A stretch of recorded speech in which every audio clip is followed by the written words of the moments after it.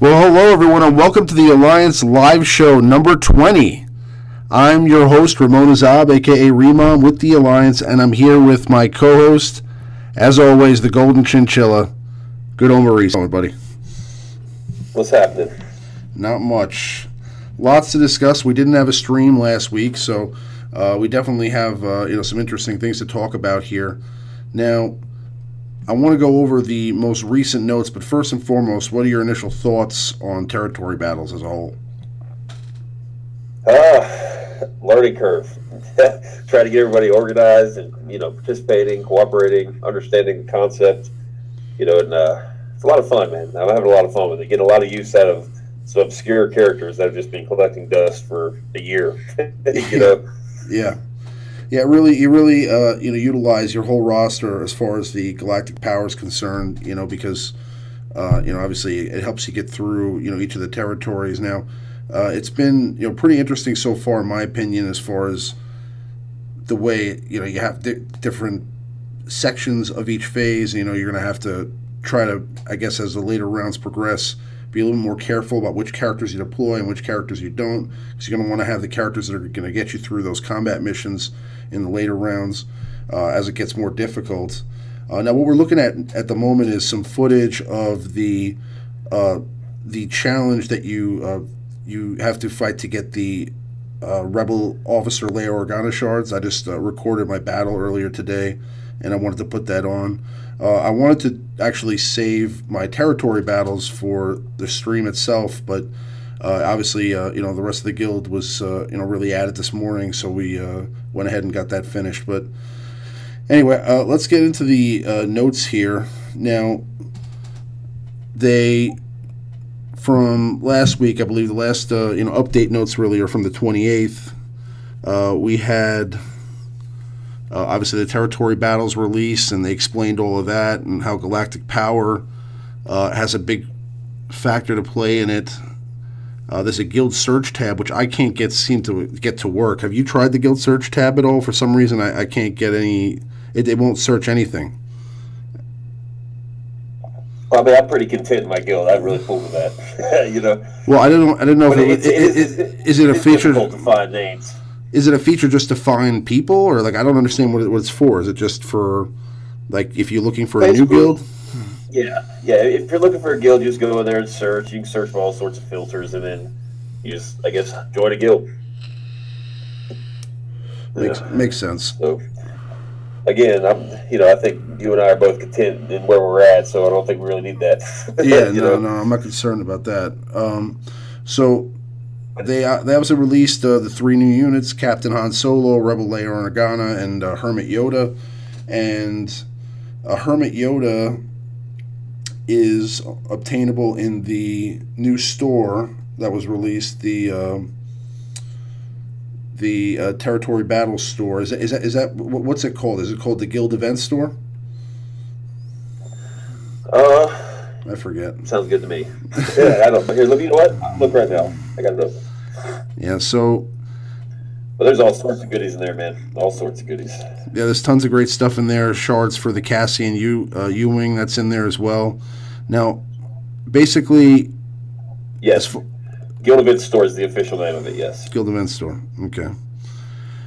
So basically, you have these different parts of the territory battles where you have to deploy characters, and it's going to depend upon the characters that you have at a certain star level to get the full platoons in. And basically once you're done with that, you're going to want to go into your combat missions, get that done, and then once you've completed that, then you want to deploy the remainder of your characters in certain territories to jack up that galactic power. So I don't know, it's pretty interesting. I'm imagining it's going to get a lot more hairy as we get into the later phases. I mean, what are you guys doing to prepare for that? Oh, I spaced out, man. Were you asking about the future phases? I'm sorry, I was answering questions. Yeah, no, I was talking about the phases for the future phases. How are you going to prepare for that as far as getting Well, if you look at tomorrow's phase, well, yeah, phase 4, it looks real similar to today's phase. So we're probably just we're kind of hitting our stride now. Everyone's kind of getting the flow of it, and we're really starting to get the syncing and the timing down. So we'll probably just duplicate what we did today. You know, just platoon it up first. Just dump everything in platoons, as long as you know you don't need them for the guild, for the combat missions, and then just do the combat missions. Kind of hold off, let everybody get those in, and then you know the last. You know, however your guild wants to do it, maybe last 6 to 12 hours, depending on your time zones and stuff. You know, kind of do a deployment zerg, if you will, and just direct traffic. Yeah, Tomorrow, we're gonna 3-star everything up to this point, and if everyone in the guild can get in there and do what they're supposed to do, we should be able to 3-star everything thus far. But tomorrow we probably will struggle a little bit. We get a couple stars across the board, but I don't know about 3-star the whole thing. That might be a tall task. Yeah, what I meant is like as far as the fact that you're going to have to kind of really be more careful about which characters you deploy in certain sections. I mean, are you guys going to have a plan for that? So you know who's deploying who, where, you know, to make sure that everybody can still complete the combat missions, or you know, how are you guys going to coordinate that?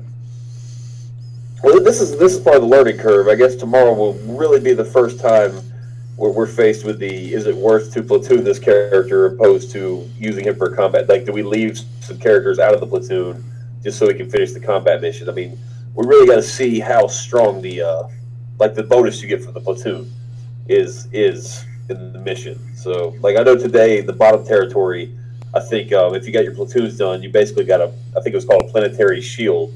And what it did is it prevented the enemy special move. Like, you don't see it in this battle, but if you've completed your complete platoon, you have a bonus down in the bottom right of your character. You can click on it, and you can see what the bonus is. But the enemy also has one at the top that has the turn meter, essentially. And once that fills up, it just drops some devastating AoE, some sort of ability on you, that type of thing. So, to learn still. I got a lot to figure out.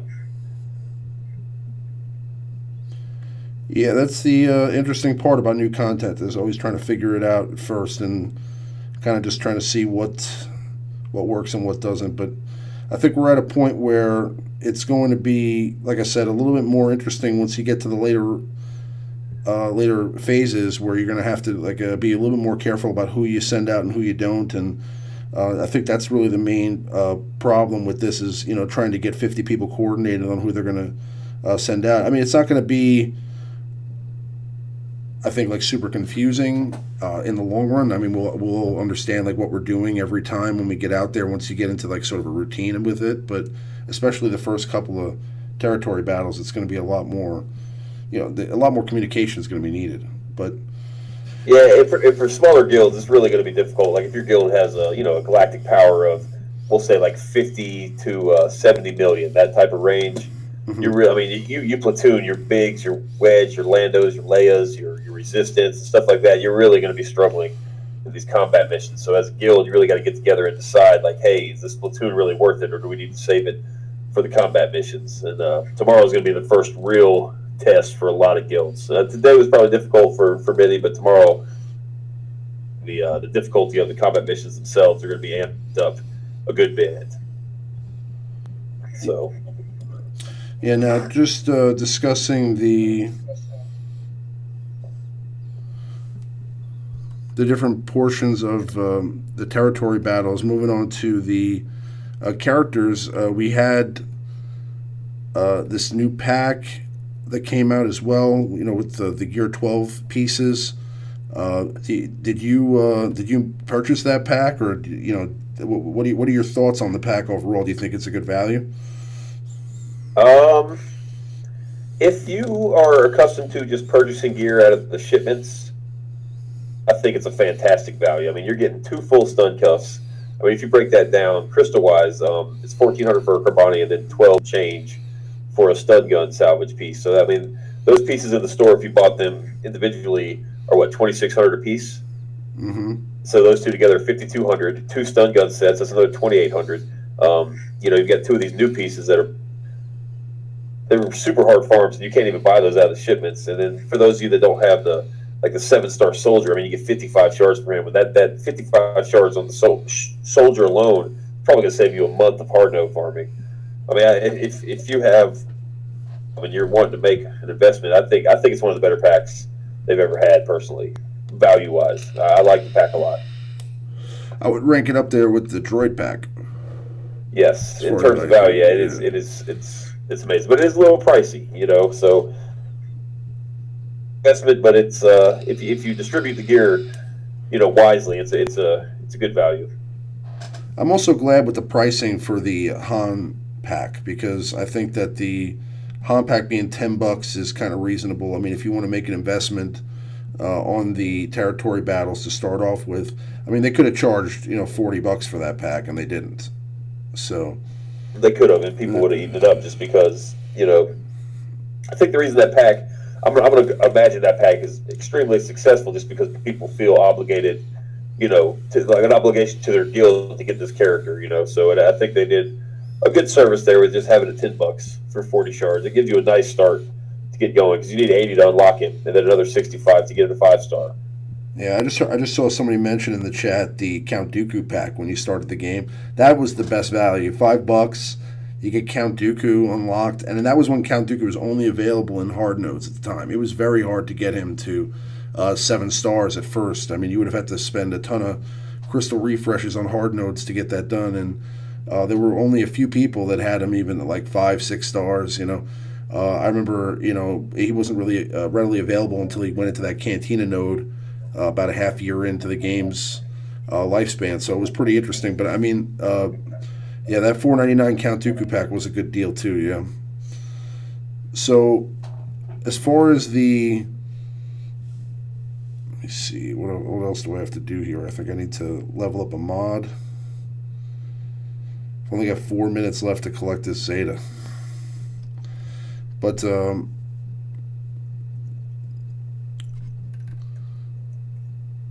yeah, as far as the new gear is concerned, I mean, I'm just kind of, you know, I'm kind of upset that there's no speed increase to any of the pieces. I mean, I understand that it's not a, I mean, it's not a big deal. I mean, we have mods to adjust speed. So what's +6 speed? I mean, when you're talking about, you have mods that, you know, have +20 speed or +30 speed. But I'm just saying it would be cool to be able to increase some of the characters' base speeds, especially some of the slower characters like, you know, General Grievous. I mean, you know, who knows? I mean, Gamorrean Guard, you know, that guy could use 12 speed.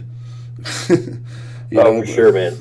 And, you know, I really haven't dove in and examined what pieces a lot of these characters get at gear 12, but you know, it's thus far what I've seen is a lot of these pieces that you farm really aren't like game changing, and hopefully some of the characters that are OP now, you know, get scaled back a little bit just through natural progression, and some of the weaker characters maybe get a few of these better pieces and make them more viable in like an arena setting, you know. But that's what they did before. You remember when Rey was on everybody's arena team? And then they came out with the Gear 11 stuff. They gave her a couple crappy pieces, and she kind of just fell way back. You know, they kind of balanced it through gear. Rey was essential. I mean, you had to have Rey. Oh, yeah, like I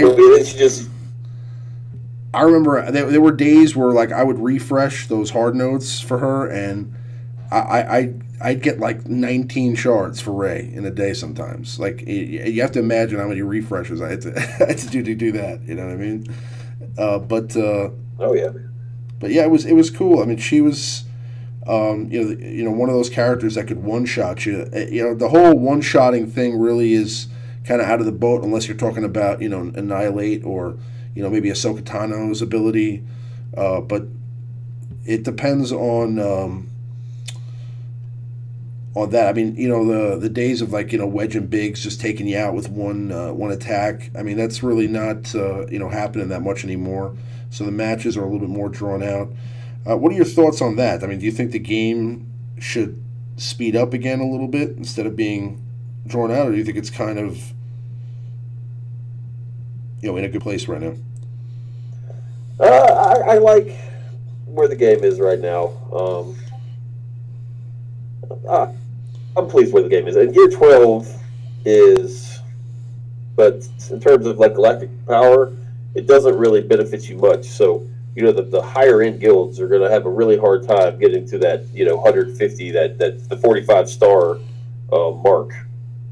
So it's going to take a long time. It's not something like you can't just gear 12 your whole roster and then expect to get in there, because you really don't get that much galactic power, which is kind of nice in a way. So I mean, they've made this game mode and the gear increased, so where this is really going to take us a long time. It's not going to be like the tank raid. We just go in there and beat it in 3 weeks and then just have it on auto farm. No, absolutely. For the higher end guild, obviously. For the 3 weeks. Now, there were some other packs that came out as well. Some that have caused some drama. We could say for sure. But now, the Captain Han Solo pack, like I said, was for $10. I think a pretty good deal. I think that giving yourself that boost on a character that's going to get you shards for another character. The $10, like I said, they could have asked for $40 and made it more expensive. But I mean, again, that's definitely a reasonable purchase, and it gives you a nice boost to get them to 5 stars. Now, how many people in your guild were able to get Captain Han Solo to 5 stars before the first attempt? Let's have a look. I haven't really looked at it because I don't want to, I don't want to get all worked up. So let's see here. We're at 40. We're at 44 now. Oh, kiss my butt, man. And we're at 7. Yeah, got 7 people for that. Yeah, no, I mean, I think that's cool. Like I said, some people are even reaching out to other guild members and giving them gift cards and things like that to try to get them to be able to farm the shards for Han Solo so everybody can get them. So it's pretty cool. And obviously getting 44, that's going to just give us a little bit of a bump right away with the Rebel Leia Organa shards, and that'll be cool because we need them both to get something else later, right? Don't we need them? I thought we needed them both to get Hermit Yoda, but I guess not, because we can just buy him out of the store. No, but I think you need. Yeah, that Hermit Yoda. That Hermit Yoda is going to take a while. You basically take all of your currency you earn in an entire week of territory battles and buy 10 shards with it. That's all you can get all week. That's crazy. No, there is a battle later on where you need both. The requirements are both Rebel Organa and Captain Han, right? I think so. Yeah, right here. Yeah, the very end one. Yeah, and you get more guild guild event currency. Guild event currency. Yeah, there's a special mission in, I believe it is Phase 5. Yeah, Phase 5, where you'll need Commander Luke, and everybody in your guild that completes that will get 10 currency for the guild. If you have Commander Luke and all 50 you beat the mission, that's 500 extra currency. And there's one on the final phase at the bottom that requires a 7-star and Leia, and every member that completes that, you get 30. So, if all 50 of your guildmates have both those characters in, I don't know, 3.5 years, you'll have 1,500 extra ship currency there, or the shop currency there too. That's awesome. Yeah, so all the rewards get spread out to everybody. So that's pretty. I mean, that's pretty cool. I like the way they created that system. I think that's pretty awesome.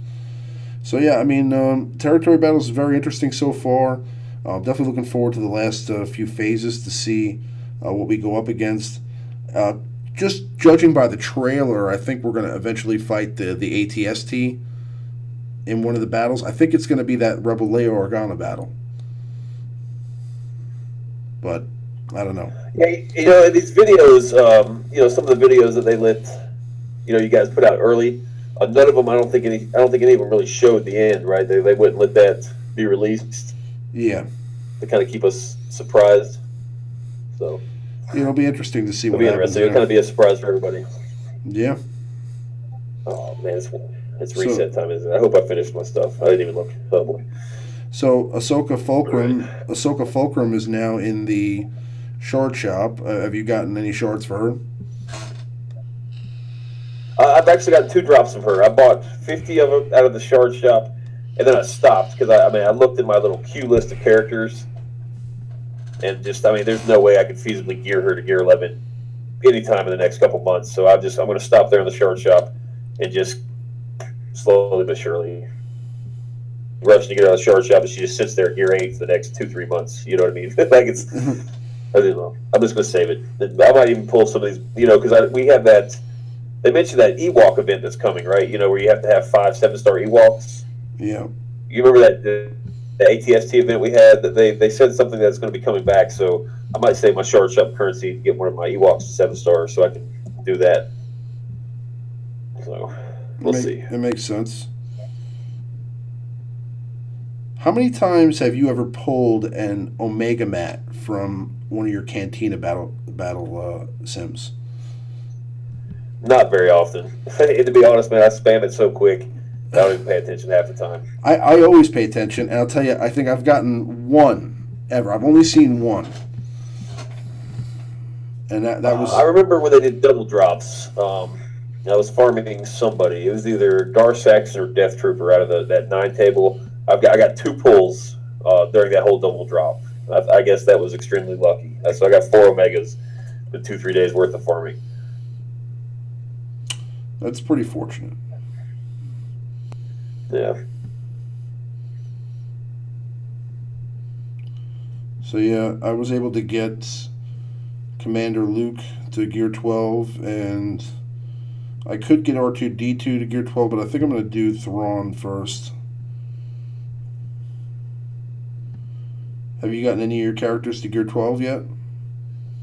I got R2 up there, and I just finished Commander Luke today. So that's all I got.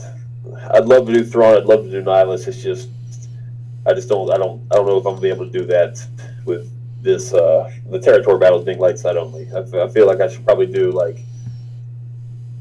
possibly Leia, Ezra. I mean, I'm a Resistance homer, so maybe Poe. I kind of want to do Poe. He's a captain. He's a fleet or a crew member of a ship, so that can kind of help out. I mean, it's not like I'm going to be able to just gear 12 these guys, all back to back to back. I mean, this is going to take some time because these pieces are 10 energy pieces to farm, and there's no way you can buy them and speed them up out of the shop. You just got to suck it up and farm them. So it's going to take some time. Yeah, I mean,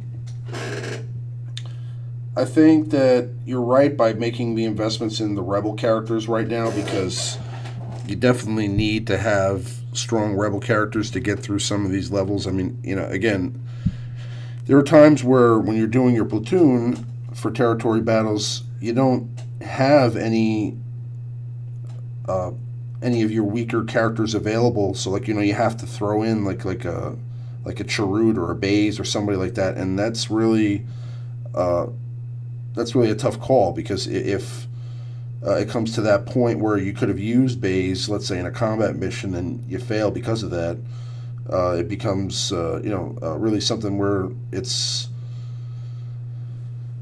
it could cost you later on, basically. So it's like you got to make sure you make good decisions at first, and you never know. Like I said, I mean, you'll probably be able to tell more as you get, after we've actually seen what these final battles are like. I'm sure it'll be a lot easier, but it's like, at the offset, we don't know how difficult they're going to be. So if they are extremely hard, it could be a situation where, some people fail. But now, how many Gear 12 R2-D2s do you have in your arena already? It's just, because you buy that $60 pack we talked about, and just there's R2-D2, and I guess it's a Sokka Fulcrum. Like, they take that one piece that's in that pack, so either they all either have a Gear 12 R2 or they have a Gear 12 Ahsoka. Or yeah, I would say probably at least 75% of the top 15, 20 probably have at least a Gear 12 R2. And the Lukes are starting to show up now too. We're starting to get a lot of Lukes. So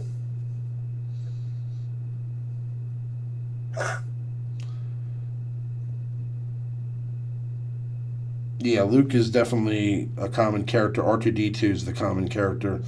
Really, you're not seeing a lot of the Empire characters because a lot of them have a lot of really complex gear that you need to get in order to get them to gear 12. Like I know Darth Maul needs a lot of gear.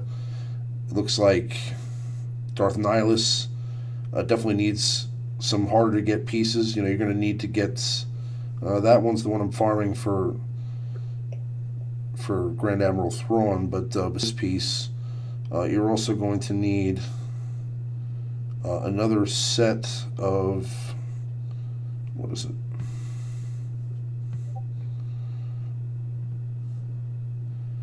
You're going to need a Cheddar Comlink as well. So I mean, and then you need a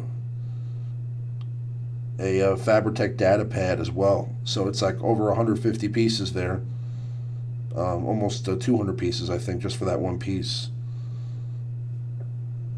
And then you're gonna need. Yeah. But it's supposed to be hard, man. Like you can't just go. You're not supposed to be able to go in there and just craft all this stuff instantly and just make your whole roster gear 12. Well, that's not. This update. This update's supposed to keep us busy for months, and it should. I mean, it's going to keep us busy for a long, long, long time. It should. What I'm saying though is that I'm not concerned about the time it takes to get the characters to gear 12. It's just that once you get to gear 12, you're still going to be short 5 pieces, right? Like you're not going to be at max gear level. On top of that, there's still going to be a lot. That's just right now we're all on the easier side of it. Like getting to gear 12 is going to be easier because some characters only need 1 piece to get there. But or like one of the harder pieces to get there, one of the new pieces to get there. Other characters, once you get to gear 12, then it's going to be a whole nother grind to get them to max gear, because that's going to be really where you see the benefit. Getting to gear 12, you're going to get maybe a little bit of health, maybe a little bit of protection, a little bit of damage, but you're really going to see a big difference once you get to gear 12 and then you actually fill up all those other slots and give yourself a much bigger health pool, because then you'll have let's say 5 characters with added, let's say 10k protection, 20k protection, and health. Now you're talking about characters that are going to just last a lot longer, going to be harder to kill. Now I don't know if it's going to actually equate to that much. I mean, have you seen how much protection you actually get or how much health you actually get from getting some of these characters to gear 12 like R2-D2? Well, I was so excited to get R2-D2 to 12, I just instantly threw it on him and wasn't paying attention. But I did pay attention when I took Luke up to gear 12, and he got a couple thousand health and right around 10,000 protection. Now, I don't know if that's because of the mods I have that might have amped that up a little bit, but that's pretty significant. I mean, you're talking possibly a whole other hit. It basically neutralizes one of those taps. Basically by taking it to gear 12. That's huge because a lot of people are using, Han who double attacks, Leia who double attacks, Ezra. So I mean, you're talking maybe survive an extra round, and if you can survive an extra round in arena, but that's a lot. That gets you a W a lot of times. Absolutely. Now, have you had a chance to get your yes have you had a chance to get your Finn team in there as far as the battle, like a full squad, like a full resistance squad? Are you talking about my arena team? Yeah. Oh, you talking about in the territory battles? Yeah. Oh yeah, every phase every phase that they've been in there. Every phase I've run resistance, and I've run the clones. However, I don't know how effective the clones are really going to be moving forward. I got through it today, but they weren't quite as effective as I thought they were going to be. Zeta Gen comps. I'm still learning the kind of Rogue One Zeta Gen because it's kind of a new team to me. So I'm figuring out how to mod them. I tell you what, man, the Phoenix are going to be real clutch in this territory battles. You know, everyone complains how terrible they are and how trash they are, but I tell you what, I used them today, and you know, I got through the whole mission, full protection, you know, full health. I mean, it'd take you, you know, 45 minutes to beat the match, but you know, you get it done. And that's what's going to matter, especially in phases like 4 through 6. Able to go in there and just, you know, wedge it to death with like assist attacks. I mean, you're going to really have to keep your protection up, utilize like the platoon buffs, you know, really pay attention to which enemies need to be stunned, you know, need to be neutralized somewhere or another. And also, you got to watch that enemy special ability at the top, you know, because once that thing gets to 100%, that can do some devastating stuff to your team.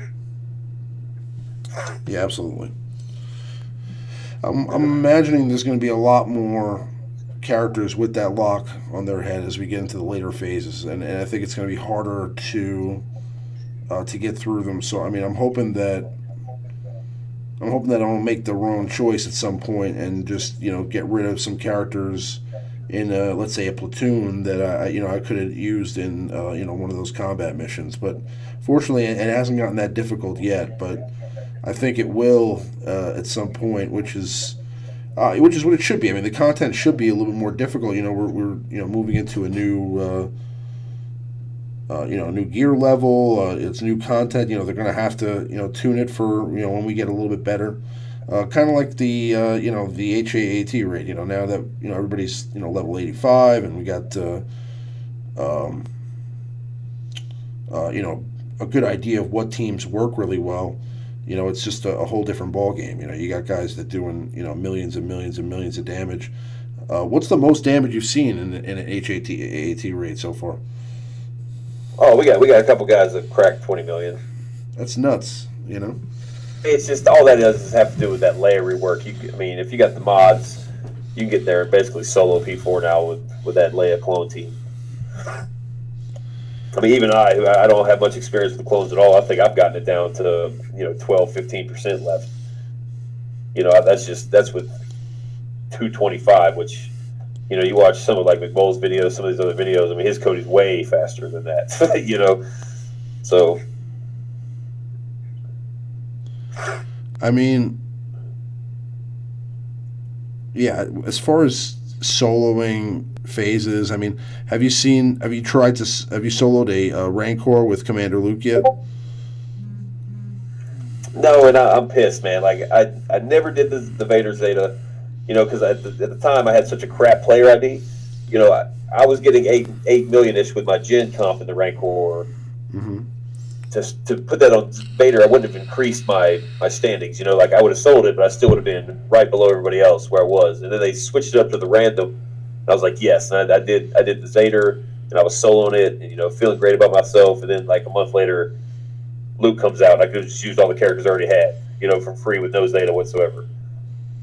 So yeah. I'm still a little salty about that.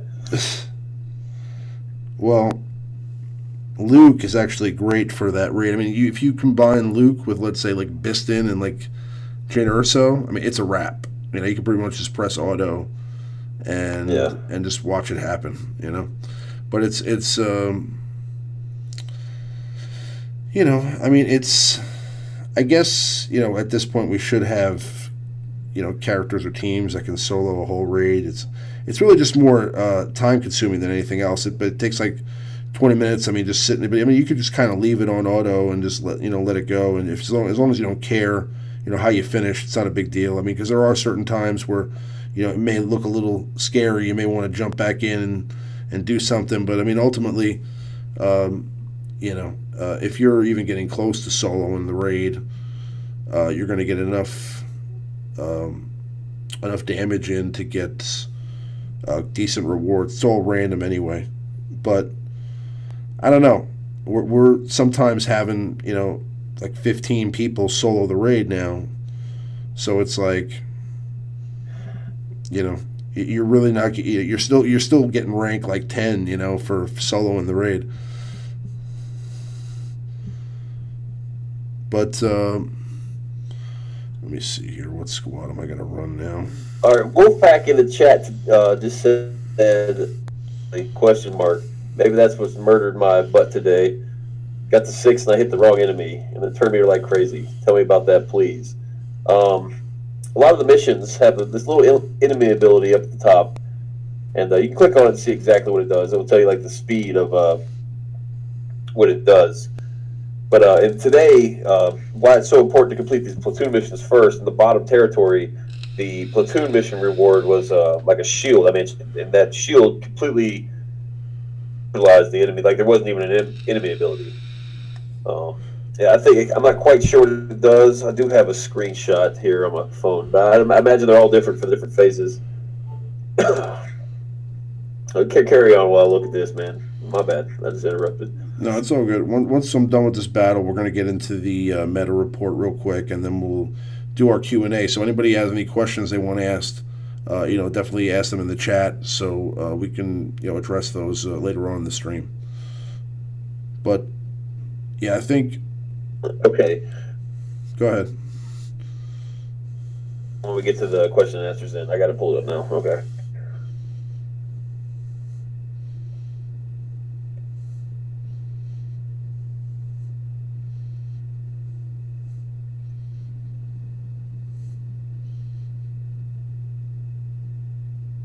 Yeah, I'm surprised that I'm getting the business right now with this team against a team with Zam Wessel and IG88. I can't believe that. Oh man, it's not a live stream without you getting pwned by some reading team or galactic wargaming. I'm autoing it. My whole resistance squad just got owned, man.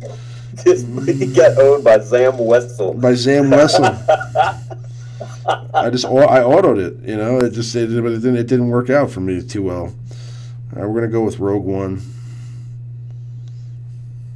All right, we got the questions coming in now. So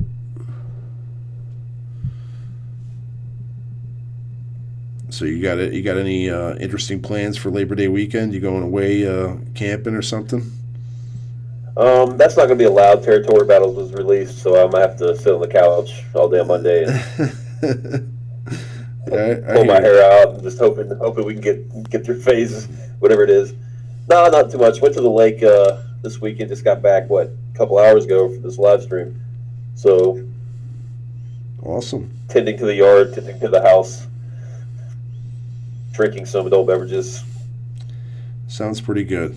I'm working, but I will be doing I think something on Monday. So on Monday I'll probably have go to a barbecue or something. But anyway, as far as the meta report is concerned, let's pull that up here. All right, so just taking a look here at the top 10 leaders at rank 1. Obviously, Commander Luke Skywalker is dominating with a huge portion of the pie. I mean, he's basically holding down, what is it, about, I'd say like 65% of the pie right now. Maybe yeah, about 65%. With Rex right behind him, and then General Kenobi. Darth Nihilus now slips all the way to the bottom of the list in the top 10, with Admiral Akbar making an appearance. Have you seen? I got a couple of those in my shard, man. Those are legit. Admiral Akbar. Those are legit teams. I'm telling you, Admiral Akbar, speed bonus and that ability to have a rebel, basically, with Commander Luke now and R2-D2, the ability to have a rebel attack, with any special move.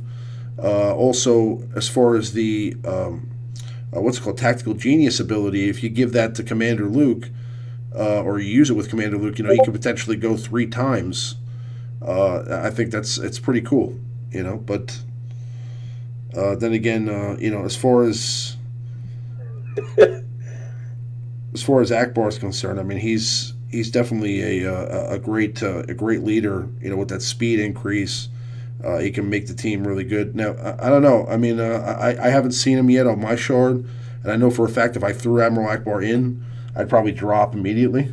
But it's definitely an interesting team on offense, I think.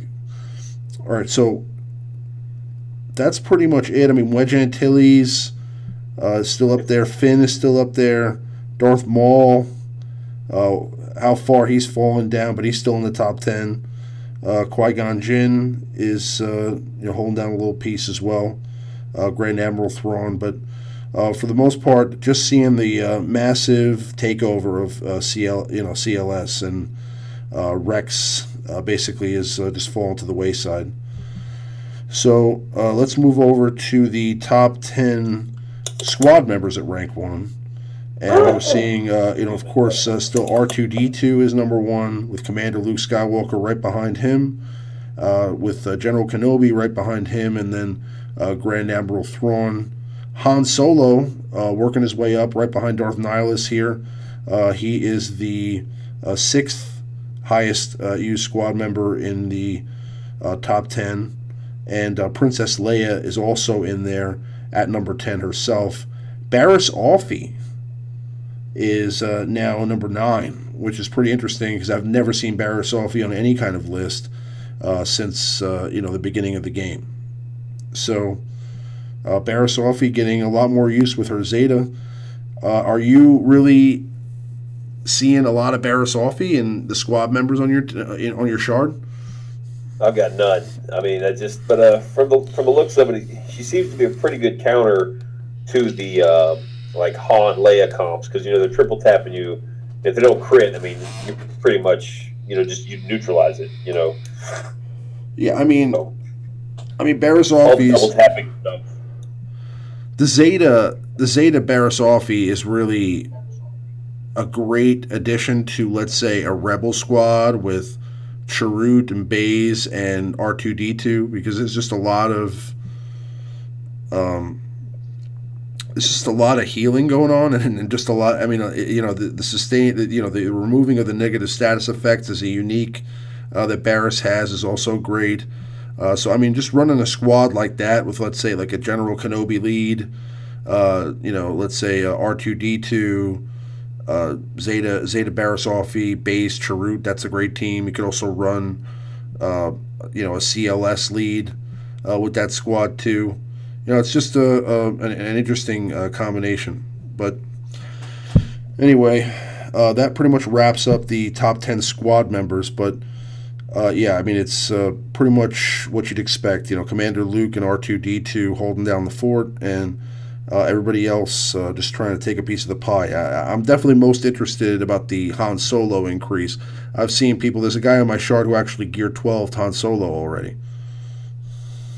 which I found pretty interesting. I mean, Zeta Han Solo right now is definitely seeing a lot more gameplay than anybody else. He's the person I've noticed is definitely, kind of popping up everywhere. But yeah, just going back, I know we were, we never actually got to the end part of the notes here. We were talking about the Gear 12, but we were also talking about the packs. And obviously with the Captain Han Solo pack, there was another pack that was released which gave you the ability to get into 7 stars, and there were a lot of people that did that because for a couple of days he was a requirement, and then since then they've actually changed their stance on that, made him made it a 5-star requirement. I mean, what are your thoughts on that? You think that do you think that that's a situation that is kind of I mean, do you think it's not such a big deal, or do you think it's more of something that's like obviously whenever they make a change like that, it's always going to affect somebody, and really it's just more kind of like for the greater good kind of thing? You're talking about the Captain Han House Soldier? Yes. Well, they gave you guys Game Changers access, right? Early access, and they show the whole community about the game. And in those videos, they showed a 5-star, and so everyone was preparing their guilds, really pushing House Soldier farming and stuff like that. And then they release these packs, and everyone buys them to get their Han 5-star. then they're like, bam, we're gonna switch it up on you. It's 7-star now, which, in all honesty, would not have been a bad decision out of the gate, because it would prolong territory battles. You know, it'd be more difficult to get these Rolo shards and just keep everybody playing the game and progressing for that much longer. I mean, initially that wouldn't have been a bad idea at all, but they switched it on us, and a lot of people were upset because a lot of these players that bought this $10 pack, I guess, bought it out of obligation for their guild, right? And then they bought it. A lot of these players are completely free to play. So I can understand why they were upset. And then they switched it to 7 stars. The bigger spenders probably, dug deep in their pockets and started buying the 7-star packs to get them all the way to 7-star. And then they changed it back. So, I mean, there's, on both sides, I can see how people would be upset in both cases. But, a lot of times, they release these things, and it was clear that there were some problems. All the client restarts, but they seem to have fixed it all, and it's running smooth now. But just in the future, when a game mode comes out like this, I don't want to say it's beta, but it's they've tested it, and they've tested it in house, but I don't think they've tested it to the general public. And you throw it out there to millions of people, and they figure out stuff that you probably couldn't figure out in house. I don't know anything about game developing, but as a player, when the new stuff comes out, you kind of have to hold. Remember the mods? Remember mods came out? That was how they switched it up and stuff. Yeah. This game, you guys should be weary. I don't want to discourage or encourage spending. I'm just maybe hold off for a day or two and just see until they get all the bugs worked out and the kinks worked out, and then decide if you want to invest into a character, into mods, or whatever the event is. Whatever type of stuff it is, and just don't go nuts immediately. Just kind of hold off, let them fix it and get it right, and then make your decision on a purchase, I guess, to be really long-winded about it. Sorry. No, I agree 100%. I mean, it's you gotta make choices that you think are going to benefit you most in the long term. I understand that it's listen, if you made the investment, it's definitely something that sucks. But I also think that, it could easily be rectified if you really felt, strongly enough about it that people, let's say, should get some sort of, compensation for that. I mean, listen, at the end of the day, anybody who spent, that currency or the money to get their character to 7 stars, you could actually just give them, let's say, they could easily track, who spent and who didn't, and give them some sort of a benefit for that. Anything that you give away in the game is game currency. So it's again, it's there would be no cost lost, and ultimately you would make the player base happier. So I think it would be worth it to consider. Maybe doing some sort of a compensation for it. Now I don't know what that would be. Maybe I was talking to you earlier maybe about Zetas or maybe some sort of crystals, but that would be cool too. I mean, let's say somebody went out and bought 7-star Han, they could give them some sort of crystal reimbursement for that, or maybe maybe actually just give them a bunch of Zetas, or anything. I mean, really, I think would make people happy. I mean, what do you think? Yeah, I'm not. I have spent a little bit on the game. I just by no means a heavy spender, so but it's hard for me to relate to. It's hard for me to make a suggestion or relate to somebody that does. So. But I mean, this is something that goes on, since the beginning of time. This is not like a new thing. I mean, obviously, it sucks to be a couple of days like this. But I remember when Magma Trooper came out, right? I mean, Magma Trooper came out, and when he dropped, there were people that bought him out of Chromium packs. People that already had every character 7 stars just spent, a whole bunch just to get, him, one character out of Chromium packs. And, he went into the Galactic War store 2 days later for free. So, that goes back to, if you're considering investing, just this may be the way to go. There's unless always you just have infinitely, just an infinite bank account, and that's different. But if you're a low spending player, just kind of ride it out to see really like the final product before you make a decision. There's always things like that. I mean, I remember personally. I mean, I bought Wedge from the Erodium packs. I bought B2 Battle Droid from the Erodium packs, and then about 5-6 weeks later, they were just free to play. Now that's standard process now because I mean they have this cadence that they basically release characters in at the moment, but and they've actually started. They've done a good job sticking to that for the most part. I think they have done. Exactly what they advertised in terms of that. Oh yeah, the only problem. The only problem with that is there's no exclusivity on characters anymore except for legendary characters. So I mean, if you're just somebody who doesn't, the only characters that somebody wouldn't have would be the characters like maybe like a 7-star Thrawn or, because I mean the any character that's pay to play, if you didn't buy them right up front, like anybody who didn't buy Fulcrum Ahsoka when she came out, basically now we'll get the character. So I mean it's a reasonable distance of time, and I mean it kind of gives you like some sort of expectation, so you're not going to get upset when a character becomes free because you know that every character will eventually become free. It's just I don't know. It was much the game's changed. Like back, I mean, in Erodium packs, they were available. The characters were winning arena. Mods win arena now. You know what I'm saying? Like. The character, if you have God mods, the character to some extent is almost irrelevant. I mean, if you can put 140 speed on a character, you can put that on any character, and they're going to be good in arena.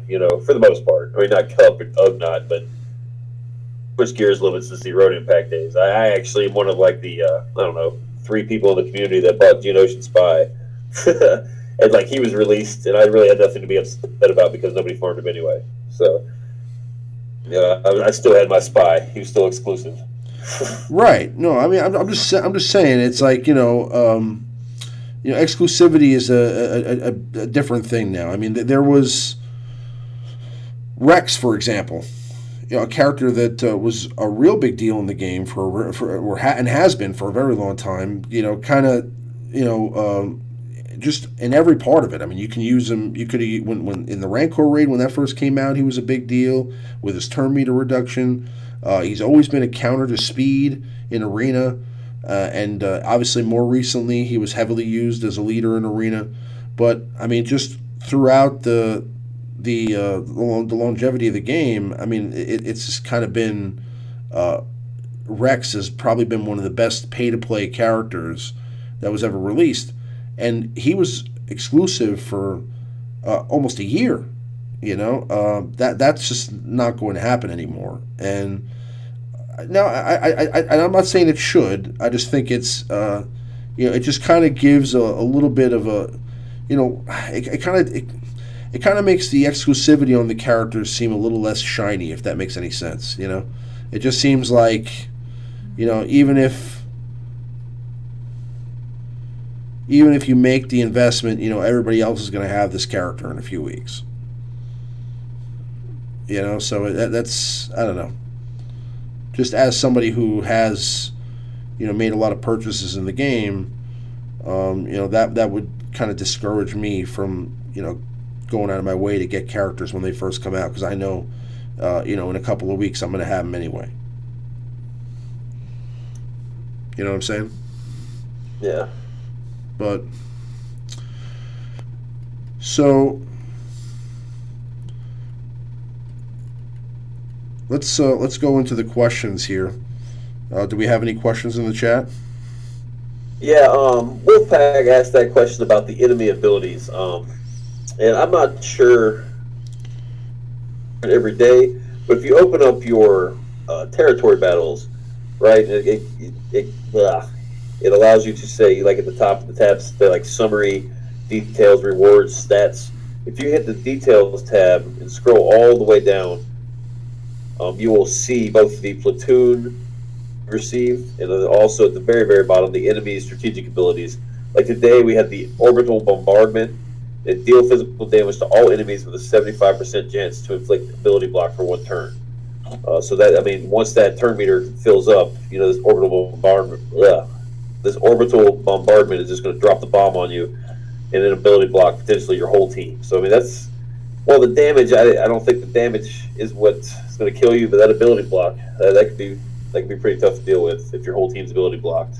Oh yeah. And there's another one, AT Assault. It's got 3 different levels, and your characters do negative 35% damage at level 1, negative 2 hindered. Cooldown speed is negative 50. There's a level 3, deal physical damage to target enemy. This attack deals 50% more damage to enemies with full health. This ability is weakened as platoons attack the AT-AT, and is disabled when the AT-AT is defeated. Maybe this is for a future phase. I haven't seen this one. So, but anyways, all the details on all the platoon buffs. I guess this is all of the buffs, actually, now that I look at it. All the enemy abilities, all the platoon buffs. It's got the breakdown of all the enemy characters you're facing, their abilities, everything you need to know about everything, all the enemies and whatnot is in the details section of your territory battles on the detail screen. So, okay. But next question is from Felipe Minicucci. Sorry, man.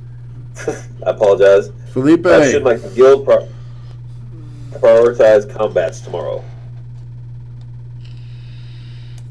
Should you go prioritize combats? Absolutely. Yeah. I mean, you don't want to go in there and do your platoons and then your combats. You do your platoons. Do your platoons right away. Set aside characters that you know you're going to need for the amount of combat battles that you have. So if you have, for example, like today we had 5 combat battles, or was it 6? I think it was. I think it was 5 plus the bonus mission. Right. So yeah, there's not going to be shit mission. Those shit missions were a joke, weren't they? Oh my god, those were super easy. So then it was just 3 plus a bonus mission. So I mean, you had to have 3 separate good teams, right? I mean, you want to go in there. That's why the Zeta Finn teams and the Phoenix teams and the Zeta Jin, Rogue One teams are really a great set of teams to farm for TB, because they're going to help you get through certain areas of the game. A wedge lead with a bunch of rebels also works really well. Now, I actually think that obviously the most important characters to have are going to be the ones that regen some sort of health or protection. Because the matches are going to be six battles long. You're going to want to be able to withstand those battles. So teams like the Phoenix that regen a ton of protection are going to be really good in those in these phases, especially as you get later on. So you might want to beef up those teams. Just to get them prepared for the later battles. But just like anything else, it's going to be a learning curve. We're going to figure this out, and over time, I think that we'll see. It's going to be pretty simple to get it organized. But I like this time. Every time a new game mode comes out, a raid, a new part of the game, ships, anything like that. There's this beginning part where we all just kind of are getting our feet wet, just figuring it out, and everybody's in Discord, just game planning and theory crafting, and it's just the most interesting time of the game, because everybody's kind of just into it. Then there's these gaps of time where everybody's just kind of complacent, and we're all just kind of working on autopilot. So right now, that's just the way it is. Yeah, there's also Panda mentioned that in-game chat won't update. Have you noticed that too? I mean, you're not getting your updates on your squad mates, like as far as or your guild mates on what they're doing as far as gearing characters up or getting characters to 7-star. Oh shucks! I mean, heaven forbid we can actually utilize the in-game chat. You know. Yeah, yeah, I know. Yeah, I'm actually not disappointed about it, but I'm sure they'll get it under control at some point here. Let me see. All right, with this question, the last question, some of the things you were saying kind of segue into this next one here. Okay. For anybody that was alive in the '90s and listened to rap music, I found this name very entertaining. This is from Free Beanie Siegel. What teams are best for combat missions? And you touched on a little bit of that in the previous one. You got any favorites you found so far? Anything that's working great for you? I'm sorry, I was reading something. I missed the question. Can you repeat it for me? Yeah, Free Beanie Siegel asks us, what are some good team compositions for the territory battles? What team should he be prioritizing? Well, I actually think it's just factions. I mean, I think that you're going to want to go with, let's say, Zeta Finn with the Resistance team. You're going to want to go with,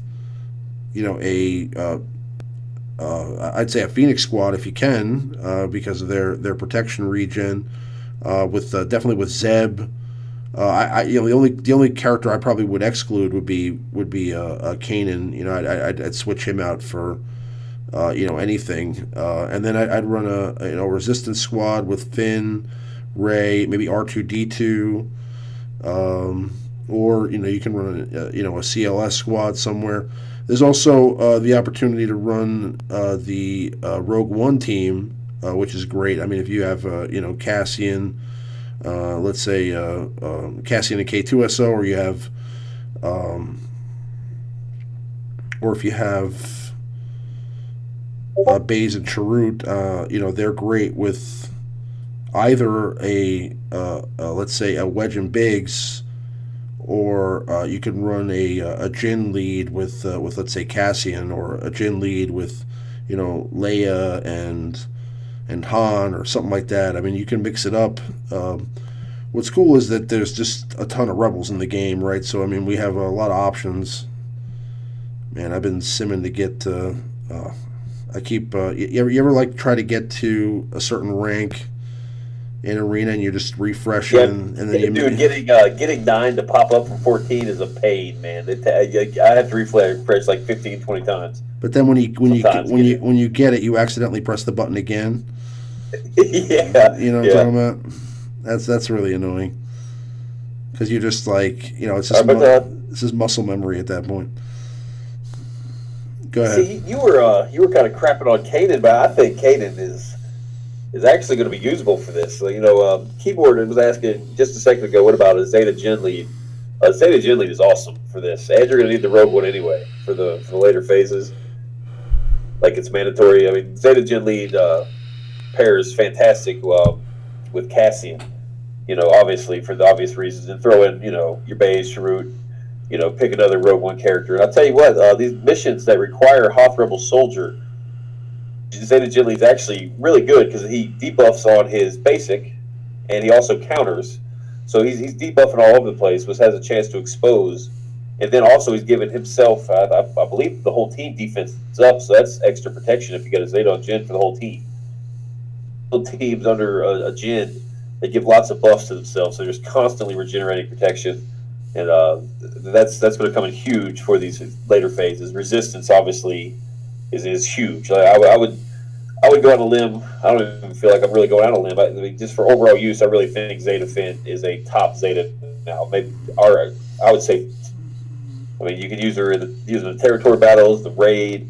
They're semi-viable in arena. They make Galactic War a breeze. People are using Commander Luke comps.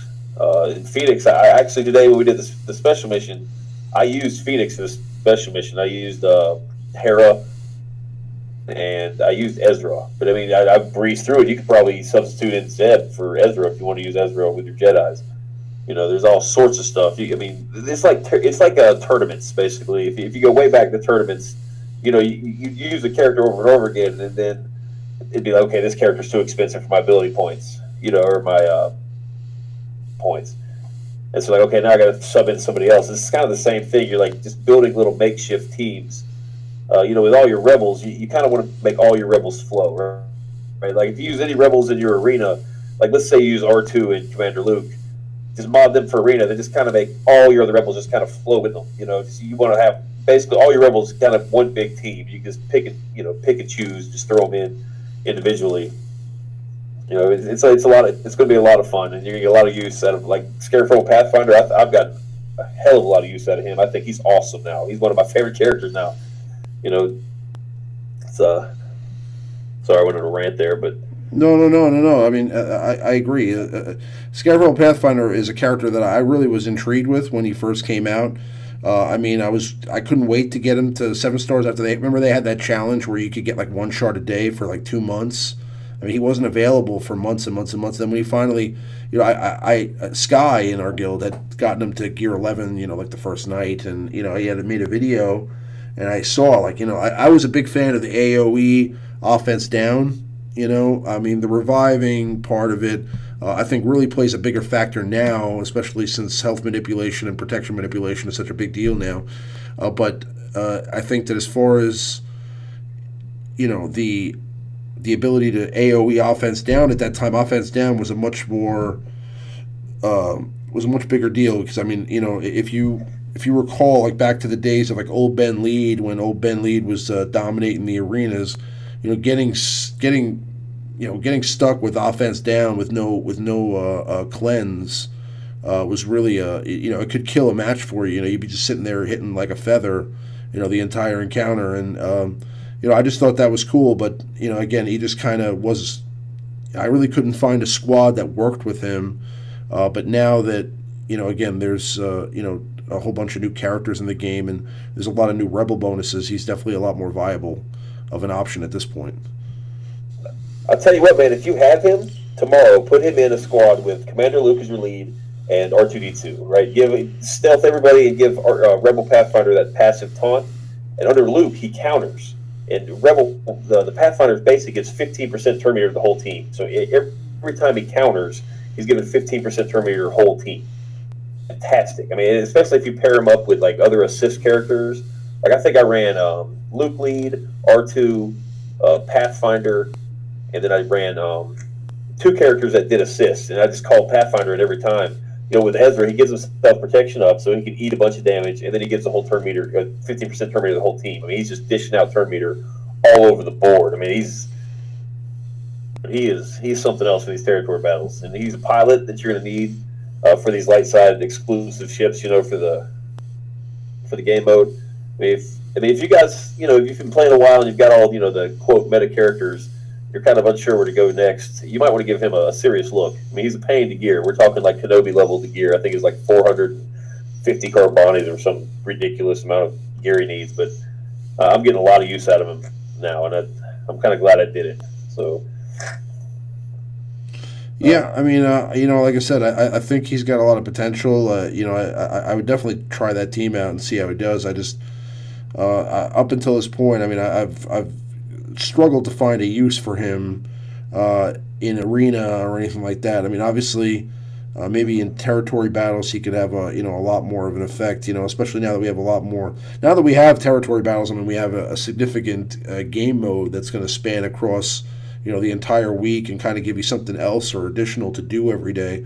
You know, I'm like sitting here almost wondering like how, you know, I'm going to have time to do everything all the time, you know, because it's like, you know, now you have raids to worry about, now you have territory battles to worry about, you have, you know, obviously your arena every day, just a lot of stuff.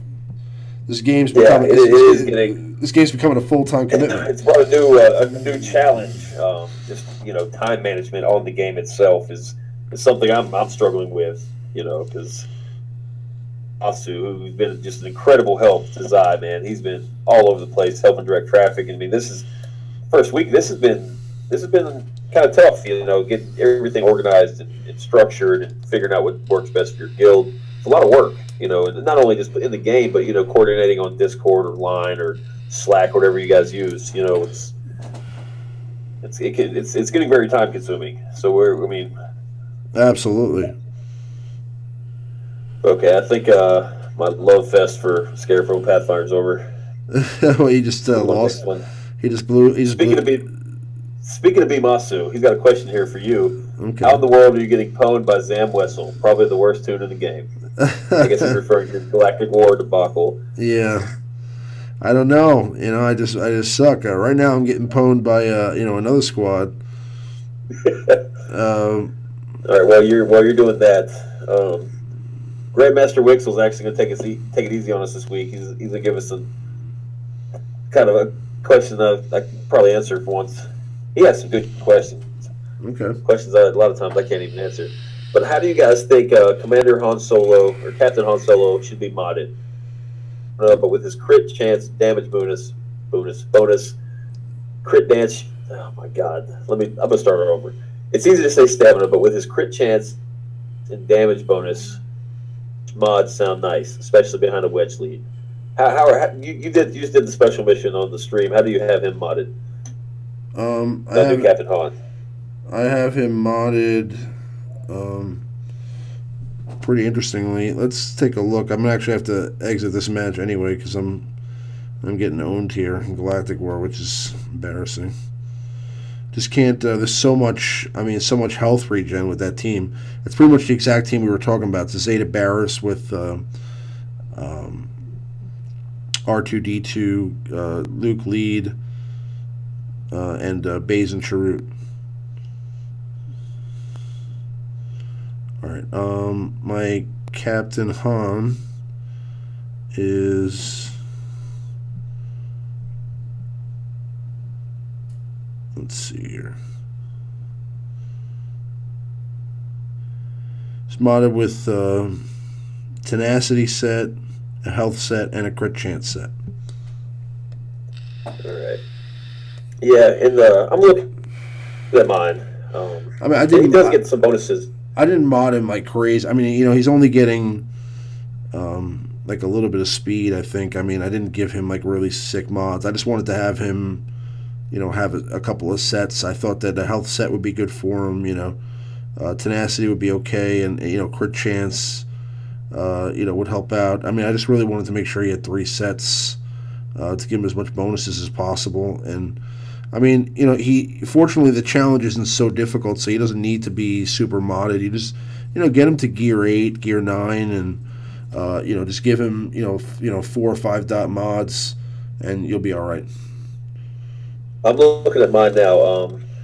I actually have a potency set on him and a speed set, just because I think I just had some maxed out speed mods laying around. But his damage didn't seem too terrible on his basic. Mine's only gear 9, so it's hard to judge. But again, he mentioned crit damage and crit chance. Mine has a physical crit chance of 25%. So even like an offense set. Now he mentioned something about a bonus, about a crit chance bonus.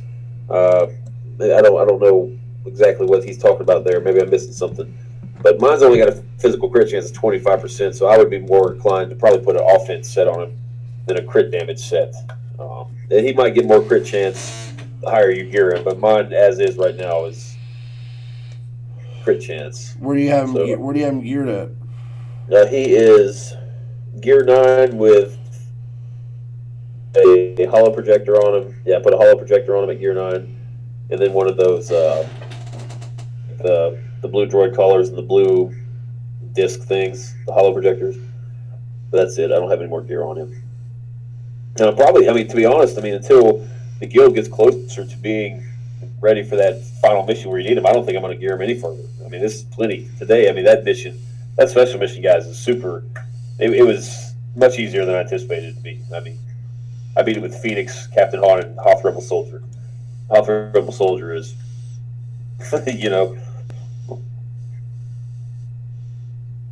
Yeah. All right. This is really annoying. This team. This is like you can't no matter what you like. I bigs and wedged I basically tried to one shot Baze, and it didn't do like any damage. He just literally basically just gained all of his. Oh wow, okay. The exposes from the Jin lead actually did it. Man, build yourself a little dark side team and bust out that B2 you were talking about from your Rodian pack and get some Kylo or some Sidious and just get the health immunity going. Yeah, I mean, I'll figure it out. It's just it's you just want to auto it. It's annoying. All right, let's see. We just had a question come in from Wolfpack. What are the gear levels of the Phoenix team you mentioned, and how are you modding them? Generally, period, speaking, period, period, period, speedy or protection and E. Like the squads for The Phoenix. Yeah, Phoenix, I'd go with protection. I don't think like if you're gonna use Phoenix, you might as well capitalize on what they're good at, and that's survivability. Obviously, you're going to want Ezra. And maybe I don't use Sabine actually, which is probably odd to a lot of people. But I mean, Ezra, you want fast. Your main damage dealers you want fast, but the rest you want to build tanky. And there's a lot of protection up going around, and then a lot of. Hera is worthless. She is a terrible character, but her leader ability is what you want. So you could probably, at least to this point, like the special mission today, if you wanted to do that with Hera, you could have her at gear 8. And I used Kanan, and he was gear 9, and I used Ezra. You could probably get by with gear 9 Kanan, gear 8, gear 9 Hera. You're going to want your damage dealers like Ezra or Sabine, if you use both, at least gear 10. I've got a huge man crush on Chopper still. He's great. A lot of people crap on him, but I mean he's great because he's so fast. And then a lot of these Empire characters on the opposite side have buffs, taunts, stuff like that. He's got a super fast dispel. And however, like a lot of these snow and stormtroopers that you're facing get like 3, 4, 5 buffs on them. So you go in there with Chopper, dispel it. He takes away 10% turn meter from every buff you dispel. So I mean, if they've got 4 buffs up, you dispel it. That's a chance to take away 40% turn meter from the entire team. And every time he does his basic attack, he gives another Phoenix ally, like some sort of offense speed up, or I think it's defense up, like a chance of that refresh a cooldown. Which, I mean, if you refresh Ezra's assist attack, you're just constantly assisting, bringing in assists. And Zeb and Kanan pass that protection up back and forth. I mean, they've got a lot of survivability. So I would say probably protection. Defense even isn't terrible. We'll see what type of debuffs the enemies start dropping on us here in the future phases, but tenacity's an option. And obviously Ezra and Sabine, you want crit damage, crit chance, stuff like that. Yeah, I mean, I would. I'd say Ezra, Sabine, also. Yeah, I mean, I don't know. I would go crit damage with Sabine and crit chance. Because she's already got a crit damage increase, right, built into her kit. Also, I mean, Ezra gets stacking offense. So, I mean, if you increase his offense percentage, that should help too. So, I don't know. I mean, there's lots of different ways to go about it. I just think that overall, if you're talking about the Phoenix squad and their ability to manipulate protection really is their specialty. I mean, because you're talking about protection with Kanan, protection with Zeb. I mean, he gives protection. I also think that doesn't Hera's lead regen protection in some way? Oh God, I would have to look it up and look at all their passives. All I know is Sabine gives the damage and. The Kanan does the counter. I'd really have to look, because the Phoenix. I mean, you have to use them dozens and dozens of times to really get. I mean, they got so much going on. It's hard for me to keep up. But I'm really getting the hang of them now with this territory battle because this is gonna. If I can build a decent Phoenix squad, that's gonna allow me to phases, the turrets, the Wedge, the Lando, the Leias, all these other rebels. So I mean, they're gonna be. I have a feeling they're going to find they're going to get some viability now. I'm glad I have them, and everyone's going to be forced to have them if you want Thrawn. So you might as well, you're investing in them anyway to gear 8, so you might as well put them to use. Yeah, I agree. How many more questions do you want? We got a few more. Let's do a couple more. All right, two more here. Okay, this one's pretty good.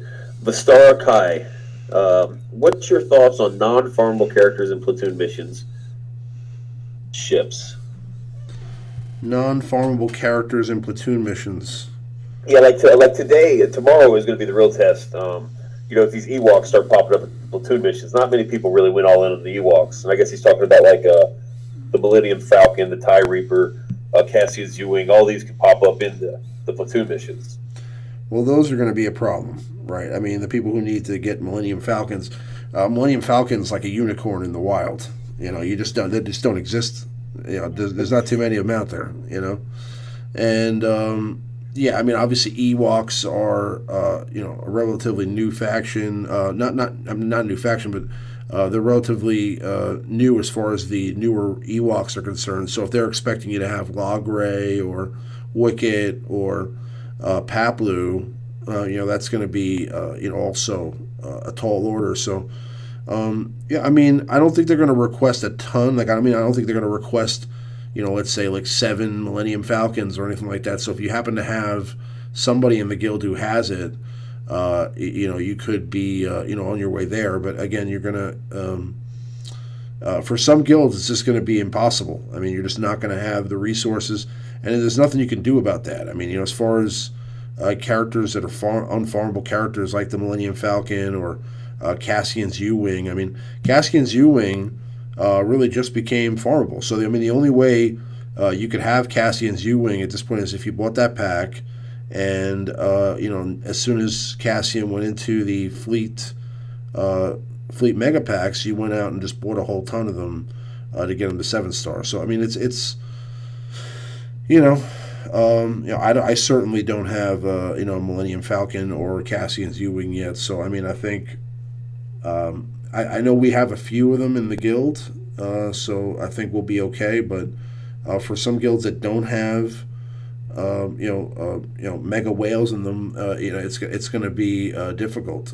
So I'm sure those things will become farmable at some point. I mean, I'm sure they wouldn't do that unless they were planning on releasing the Millennium Falcon at some point.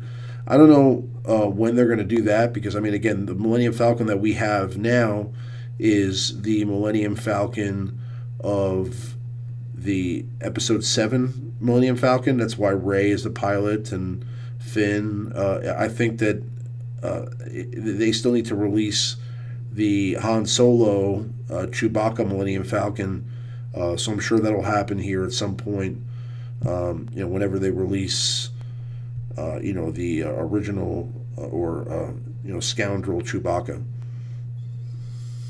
Or make him but you also got to realize like this game mode is built to keep us busy for a long time. Like you're not going to have all the characters. Like you're just going to miss it. Like you're not going to be able to do it. Like, you know what I'm saying? Like you're not going to be able to put in a 7 or a 6-star Wicket and Logray and all these characters. It's not going to happen. It's not meant. If they wanted every guild to go there and get 45 stars, I mean it'd be totally different. Like I don't think any guild's going to get 45 stars the first 2 or 3 attempts. I mean, I could be wrong. And for the sake of alpha, I hope I'm wrong. I hope you guys drill it and get 45 this week. But it's not meant to be something you can conquer immediately. Like it's going to keep us busy for a long time.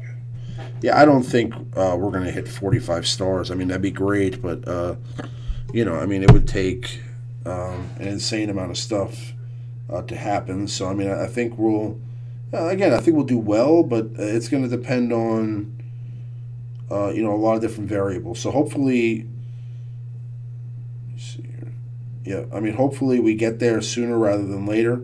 But again, for some of the guilds that aren't quite as prepared as we are, it's going to take a long time, and that's part of the game. So I mean, you can't look at that as a negative thing. You want to just kind of look at that as a goal to achieve, kind of like a lot of the guilds that are just now getting to do AAT raids. I mean, some of us were able to jump right in the beginning, and then for some guilds it took a long time to get there. There are still guilds out there right now, working their way up to T7 Rancor. I mean, so with every game mode or every part of the game, there's always going to be a grind. Now there's the Gear 12 grind. There's the get your squads ready for territory battles grind. But fortunately, again, because of the cadence of the character releases now, all these characters are farmable. So I mean, with the exception of those characters that we just discussed, like the Millennium Falcon. I shouldn't have done that. I mean, everything else is a farmable, piece. So you should be all right. Yeah, those Ewoks are going to be due up here soon, and then they'll be farmable. I mean, hopefully, I think they said Wicked's only going to be available through that event, but the other two should be farmable somewhere. Hopefully, they're not, a 9-table cantina or a single hard node. We'll see. Characters, I hope they're not, but that's my opinion. But at the end of the day, it's a business. We're making a stream about the game. We've got people in here watching a stream about the game. We all enjoy the game, and if the game didn't make any money, we'd have no game to enjoy. You know what I mean? You're right about that. So if you can't put in your Millennium Falcon,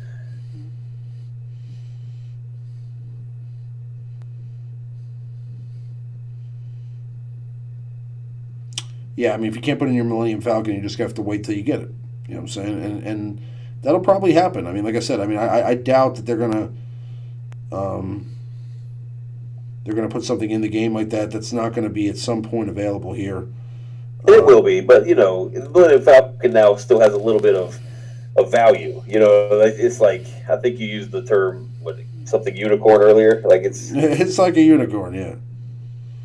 It's just it's the people that have it, are invested pretty heavily to get it, and those people are the reason that people have the option to play this game 100% free to play. Exactly. So, all right. Keyboard asks, what do we think of territory battles? If we've been answering that for about 90 minutes. Yeah, about 90 minutes. So, all right, let's do. If you have specific questions, hop on Discord and we'll we'll chat go over there a bunch with us. We'll chat after the stream. Let's answer one more question and then let's call it a day. All right. That one we answered kind of touched on Deuce's question. All right, this one comes from Gangsta Boogie. What's a good strat for a guild leader for territory battles? A good strat for a guild leader is getting all your guild into a Discord. I mean, again, I'm speaking. I'm not taking for granted that everybody has things, as organized as some of the guilds that we do. If you're just a guild leader out there trying to figure out how to get your guild together and get everybody coordinated, you're gonna have to figure out some sort of a group chat platform. Discord's a great one. Then also make sure that you stay in constant contact with these people to have conversations as far as like what you're going to deploy and what you're not going to. Because again, like I said, I think the first few phases have been pretty lenient on us as far as our capabilities of deploying characters and still being able to complete the content. But as we get into the later phases here, it's going to become a lot more difficult because the requirements are going to be stricter. There's going to be characters that you're going to need to get that you don't have. And then on top of that, the characters that you use or the request are going to possibly be some of the more necessary characters in those battles. So if you're somebody who doesn't necessarily have 3, 4, 5 squads you can run on the light side, you're going to be in a tough situation, because if you don't have that resistance squad, that Phoenix squad, that Rogue One squad, in the back to back up, let's say your CLS team and your wedge team or whatever, then you may not have enough squads to get through the tougher missions. It really just depends on how difficult the later missions are, but that's something we'll just have to wait and see.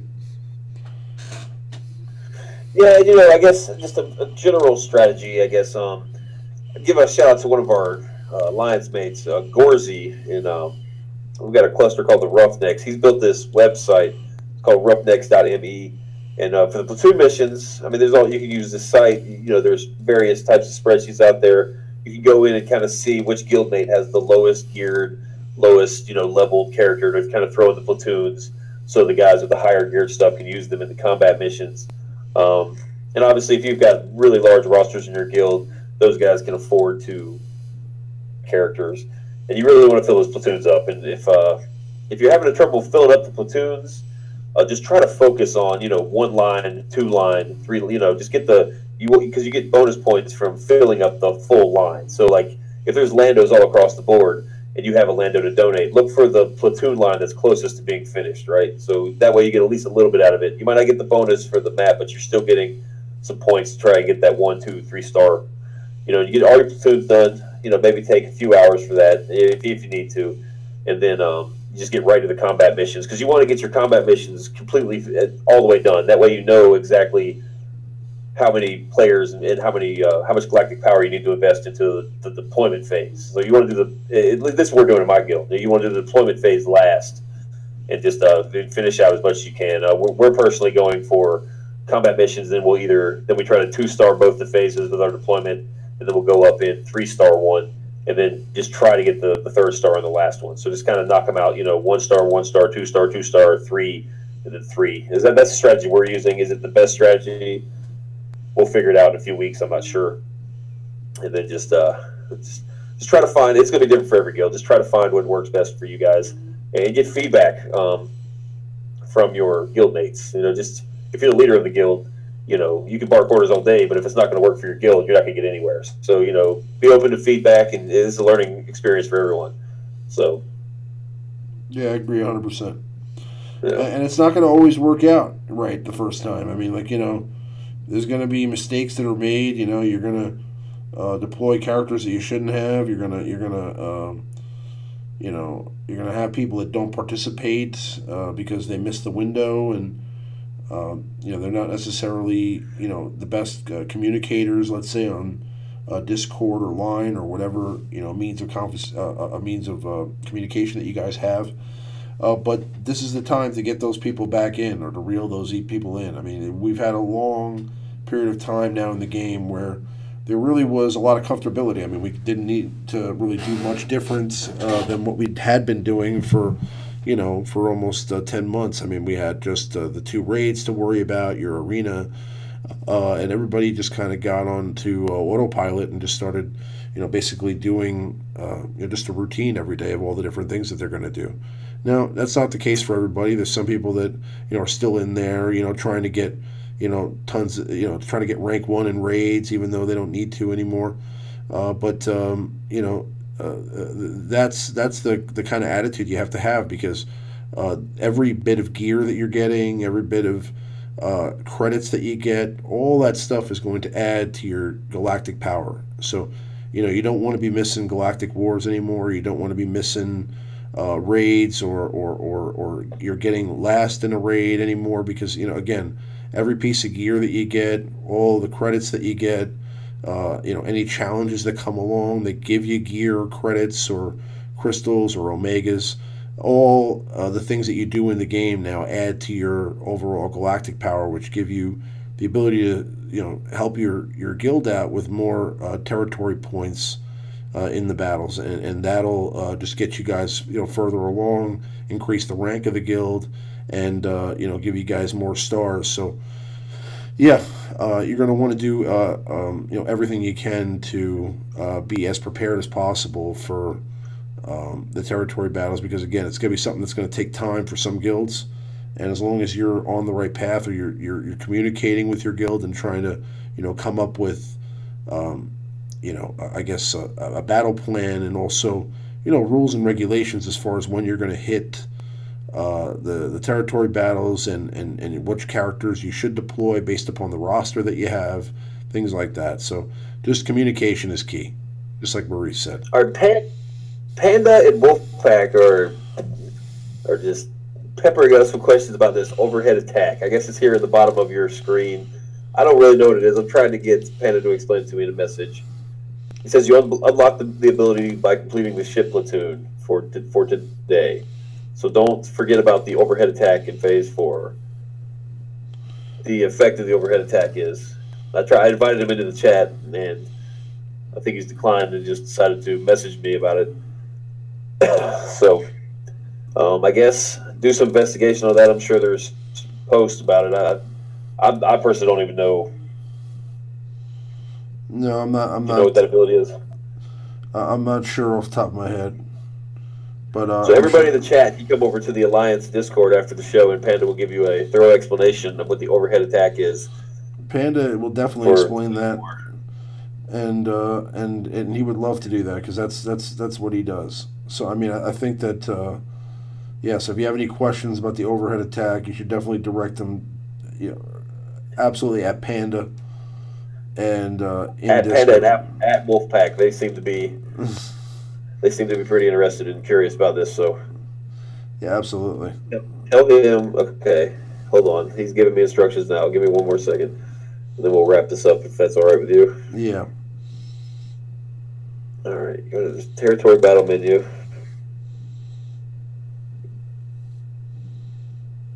All right.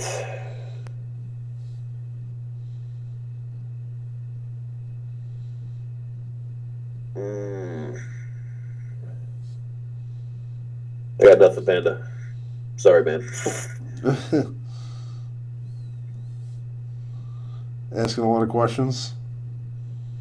No, I mean, there's a couple. We touched on a lot of people had very similar questions. I think we touched on the top of the show a lot. Yeah, I mean, sometimes it's okay. I don't mind, answering questions again, but we can definitely, if we have newer questions, would prefer to go with those first.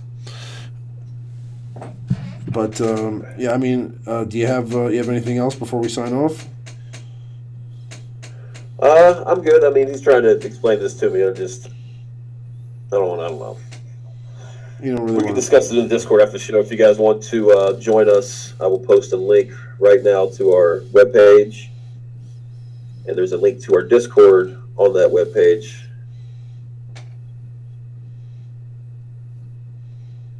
And we will talk about it after the show, guys. Sorry I don't have a specific answer for you. Yeah, so basically what he's saying is go to the ALLINCEGaming.com and check out the website, which basically will give you directions to our Discord. If you guys have any questions or would just like to talk to Maurice and I after the show, you can join us there.